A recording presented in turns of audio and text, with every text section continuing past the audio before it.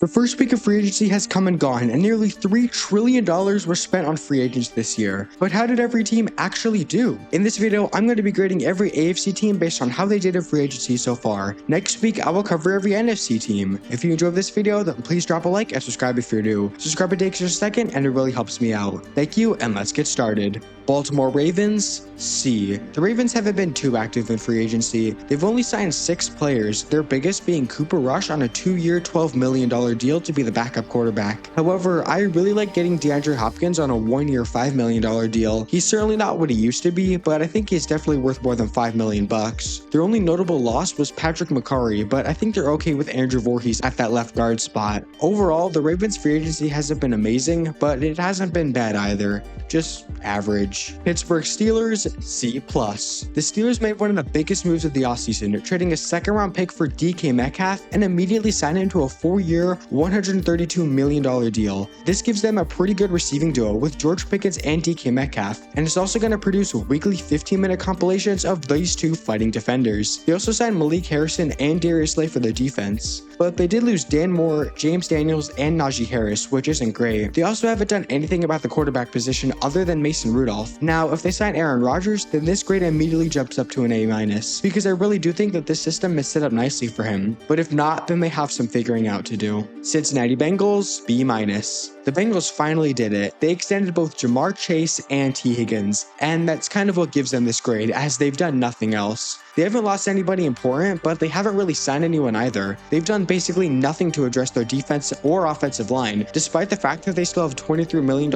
in cap space. But hey, at least their 2 receivers are paid. They're gonna need to score 50 points a game to win anyway. Cleveland Browns, C. The Browns extended Myles Garrett, and that's basically the only important thing that they did. They replaced Dalvin Tomlinson with Malik Collins and traded DTR for Kenny Pickett in what was probably the most useless trade of all time. Other than that, they haven't done anything in quarterback, so it seems like they're all in Shedeur Sanders at pick 2. Overall, the free agency hasn't really been bad, but I feel like they could have done more. Houston Texans, D+.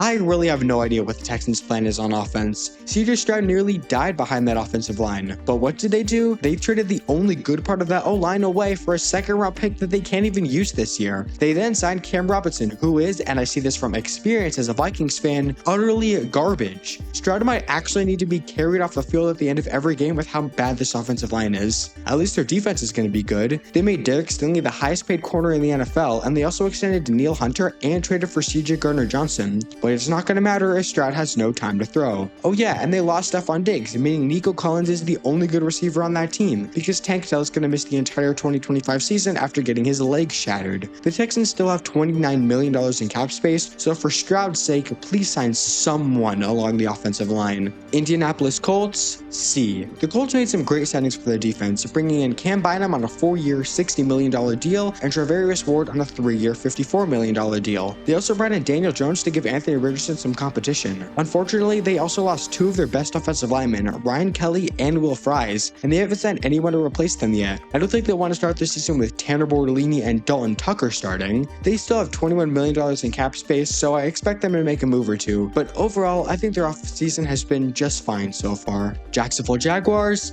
B-. The Jaguars actually made quite a few solid moves this free agency. They brought in Patrick McCurry to replace Brandon Scherff and signed Jordan Lewis, who is one of the better slot corners in the league. They also brought in center Robert Hainsey. They did lose Evan Ingram and Andre Cisco, but I think they overall gained more than they lost. It's nice not having Trent Baalke as your GM, isn't it? Tennessee Titans, B-. The Titans did a lot of good and one bad, and I'll talk about the bad first. Dan Moore Jr. The Titans signed Moore to a 4-year, $82 million contract. Now, this does bring some positives. Moore is a starting caliber left tackle, and it allows J.C. Latham to move back to right tackle, his college position. But $20.5 million is a huge overpay. Moore led all offensive linemen in sacks allowed, not just tackles, but all offensive linemen. He is now the 9th highest paid offensive tackle in terms of average annual value, ahead of guys like Ronnie Stanley, Deion Dawkins, Taylor Decker, and Alaric Jackson. I get why they did it, but it's still way too much money. However, I liked pretty much everything else. They signed Cody Barton, Xavier Woods, and Draymond Jones to bolster the defense, and they signed Kevin Zeitler to just a 1-year, $9 million deal. Their only noticeable losses were Harold Landry and Jadobe Awuzie, but I still think their defense did improve. The Dan Moore signing brings this grade down some, but I still think the Titans have had a solid offseason. Buffalo Bills, C+. The Bills haven't done a ton in free agency, but they made some extremely important extensions. They gave Josh Allen a 6-year, $330 million extension, and I know it's insane to be saying this about a player that is making $55 million a year, but this is actually an underpay. Allen could have easily asked to top Dak Prescott's $60 million a year contract, but I guess he took a discount. They also gave Greg Rousseau and Khalil Shakir 4-year extensions, keeping them around for a while. As for their actual free agent signings, I have mixed feelings. I like the Joey Bosa signing because it's a low-risk, high-reward contract. Michael Hoyt is a solid, versatile edge rusher that can be used in both coverage and pass rush, but I really didn't understand the Josh Palmer signing. They gave him a 3-year, $29 million contract. Palmer is instantly going to get lost in the depth chart behind Khalil Shakir and Keon Coleman, and I'm going to be honest, the Bills could have probably brought back Amari Cooper for less money.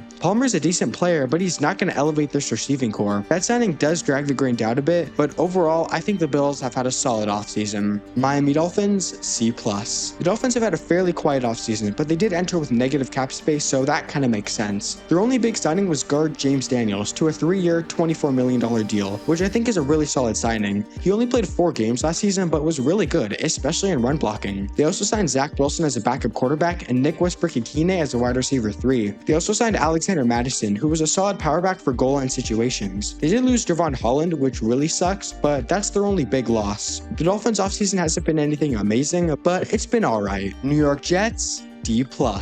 I'm going to be honest, the Jets haven't had a great offseason. Let's get the Justin Fields conversation over with. I think Fields could play decently in this system, but I don't really get giving him a 2-year deal with no potential out. Fields is still an unknown, and if he completely flops in year 1, they're going to have to eat a $22 million dead cap hit. Fields has potential, especially reuniting with Garrett Wilson, but I would have much rather than give him a 1-year, $25 million deal rather than a 2-year, $40 million one. I don't love their other signings much. Signing Brandon Stevens on a 3-year, $36 million deal was really surprising, especially considering that he was really bad last season. Andre Sisco and Josh Myers were solid signings, but those plus Fields and Stevens were really their only impactful ones. And they lost a lot more than they gained.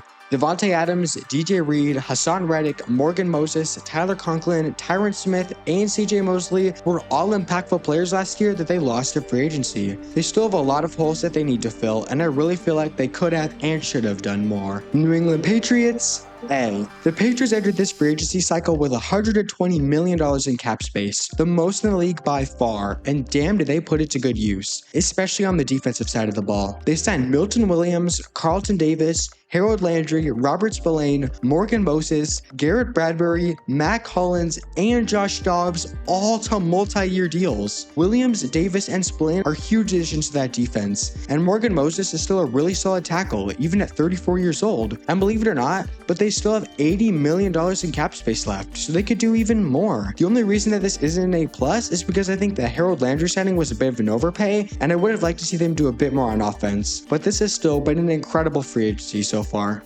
Kansas City Chiefs, C. The Chiefs didn't sign too many free agents, but they did take care of their own players. They franchise tagged Trey Smith and extended both Marquise Brown and Nick Bolton. Their biggest free agent signing was left tackle Jalen Moore on a 2-year, $30 million deal. Some might call it an overpay, but I think it's a decent contract, especially considering some of the other tackle contracts we saw. They did lose a bunch of key pieces, however, including DeAndre Hopkins, Justin Reed, and Treshaun Wharton. They did enter free agency with negative cap space, so it's understandable that they couldn't make too many moves, but I think they would have liked to do a bit more. Los Angeles Chargers, B-. The Chargers didn't spend too much money despite entering with over $90 million in cap space, but they made a few really underrated signings that I think could work out. My favorite signing by far is Najee Harris to a 1-year, $5.25 million deal. Harris has never missed a single game in 4 seasons and has ran for over 1,000 yards in all of those seasons. The Chargers really like to run the ball, and I think Harris and his smash-mouth, bully-like running style will really be a fit for this offense. I also like the signing of Mekhi Becton, who played pretty well at guard last season with the Eagles, and plopping him right next to Joel is going to be terrifying for defenders. They also brought in Taylor Heineke, which will be a solid backup quarterback. They did lose some pieces along the D-line, including Joey Bosa and Poona Ford, but they were able to retain Khalil Mack, which is big. I wish the Chargers spent a bit more on the defense, especially considering the fact that they still have $42 million in cap space, but I think the Chargers have had a pretty solid offseason. Denver Broncos, B+. The Broncos had a really good defense last season, and it was a big reason why they made the playoffs. So you know what they did? They spent $70.5 million on 3-year deals years for Talanoa Hufanga and Dre Greenlaw to make their defense even better, to the point where it might actually be the best in the league now. They also signed Evan Ingram to a 2-year deal, which is a massive upgrade at tight end. Their only noticeable loss was Cody Barton, but Dre Greenlaw gives them a massive upgrade at linebacker anyway. This isn't in the A's because they didn't upgrade quite as much as some other teams, and I wish they would have done a bit more on offense, but this still has been a really good offseason. Las Vegas Raiders, C+. The Raiders have had a pretty active offseason, trading a third-round pick for Geno Smith before free agency even started. They also gave Max Crosby a 3-year, $106.5 million extension. As for their actual free agent signings, they signed Jeremy Chin to a 2-year deal and Malcolm Kuntz to a 1-year deal. They also signed Alex Kappa to a 2-year deal, which I was a little surprised about, considering Kappa was quite literally the worst interior O-lineman in the league last season, leading all interior O-linemen in pressures, sacks, and QB hurries allowed. If they were going to sign him, I would have rather been a 1-year prove-it deal. They also lost a lot of key pieces on defensive free agency, including Trayvon Moehrig, Nate Hobbs, Robert Spillane, and Divine Diablo. It's surprising that they didn't bring at least a couple of these guys back, considering that they're currently sitting with $51 million in cap space. I like a lot of the moves that the Raiders did, but I'm worried that their defense is going to hold them back. Hopefully they send a few more pieces, but their free agency hasn't been bad so far. That's it. That is every AFC team's free agency grade so far. Where do you agree? Where do you disagree? Comment below. If you enjoyed this video, then please drop a like and subscribe if you're new, and don't forget to come back next week for my NFC grades. That's it for me. See ya.